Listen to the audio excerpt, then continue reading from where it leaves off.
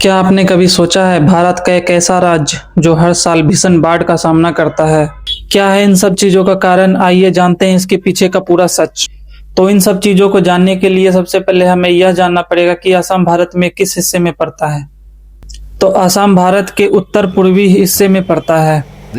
यह राज्य पूर्वी हिमालय की तलहटी में ब्रह्मपुत्र और बराक नदी की घाटियों के बीच बसा हुआ है और यह पश्चिम बंगाल के सिलीगुड़ी कॉरिडोर चिकन नेक के जरिए भारत से मिला हुआ है।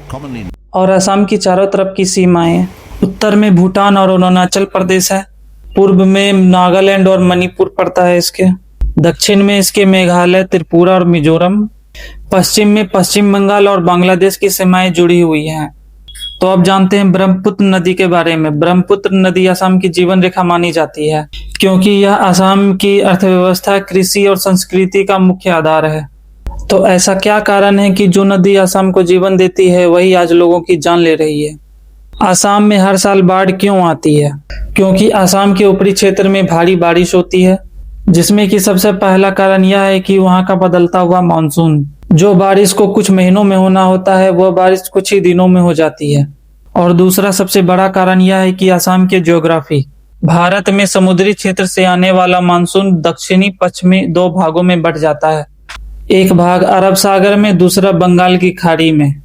बंगाल की खाड़ी से आने वाली गर्म और नमी हवाएं ऊपर के क्षेत्रों में सबसे पहले बरसती हैं, जो कि मेघालय और पूर्वोत्तर भारत के राज्यों में बरसती है, जिससे कि उस राज्य में भारी बारिश होती है। और असम एक विशाल नदी घाटी में स्थित होने के कारण इसलिए आसपास के क्षेत्रों में ब्रह्मपुत्र नदी में जो वर्षा होती है, जिसके कारण ब्रह्मपुत्र नदी और उनसे जुड़ी सभी नदियों का जल स्तर बहुत ही तेजी से बढ़ता है, जिसके कारण आसपास के क्षेत्रों में जमा पानी एवं मिट्टी नदी का बहाव पहाड़ी एवं घाटियों से बहकर सीधे असम की जमीनी क्षेत्र में जमा हो जाता है, इससे बाढ़ की स्थिति बन जाती है। और तीसरा मुख्य कारण ब्रह्मपुत्र नदी का विशालकाय एवं बदलता हुआ बहाव।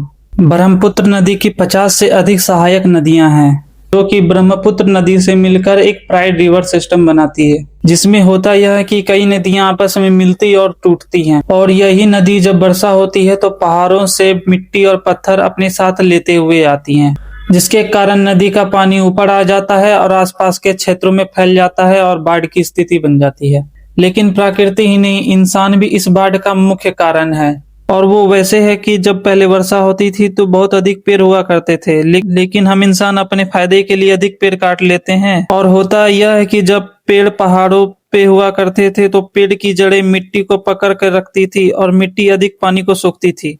लेकिन अब पेड़ कट रहे हैं तो मिट्टी ढीली पड़ जाती है, जिसके कारण वह पानी के साथ बहकर मैदानी क्षेत्र में आ जाती है और बाढ़ की स्थिति बन जाती है, जिससे कि बाढ़ के कारण असम में अभी कई लोगों की मौत हो गई है और लोग घर से बेघर हो गए हैं। चारों तरफ पानी ही पानी है, इंसान और जानवर सभी पानी में बह रहे हैं, लोग मर रहे हैं, बच्चे भूखे हैं, सभी लोग अपने घर के छत पर, कोई पेड़ पर, कोई रात काट रहा है।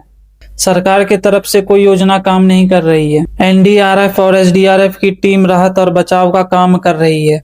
आम जनता ज्यादा से ज्यादा सामान पहुंचाने का काम कर रही है। मुआवजा और बचाव अभियान अभी भी जारी है। और अच्छी बात यह है कि असम के लिए पूरे भारत से लोग मदद कर रहे हैं। जिस भी आदमी को जो भी हो पा रहा है, जैसे भी वो अपनी ओर से मदद कर रहा है, चाहे वो डोनेशन हो, बचाव कार्य हो या फिर राहत सामग्री पहुंचाने का काम हो, सभी लोग अपने अपने तरीकों से मदद कर रहे हैं। इसका एक सॉल्यूशन यह है कि सरकार को और आम लोगों को पहाड़ी क्षेत्र में अधिक से अधिक पेड़ लगाना चाहिए, ताकि पेड़ की मिट्टी पानी को सोख सके। बाढ़ की स्थिति बनने पर पूरे क्षेत्र में चेतावनी दे देनी चाहिए, ताकि लोग अपनी अपनी सुरक्षित जगह पर पहुंच सके और बाढ़ से ग्रसित क्षेत्र को छोड़ दें। और सरकार को बाढ़ से ग्रसित क्षेत्र में डैम बनाना चाहिए, ताकि बाढ़ के पानी को स्टोर करके धीरे धीरे क्षेत्र में छोड़ा जाए, जिससे कि बाढ़ के आने की स्थिति नहीं बनेगी और उस पानी को आने वाले समय में खेती में भी यूज कर सकते हैं।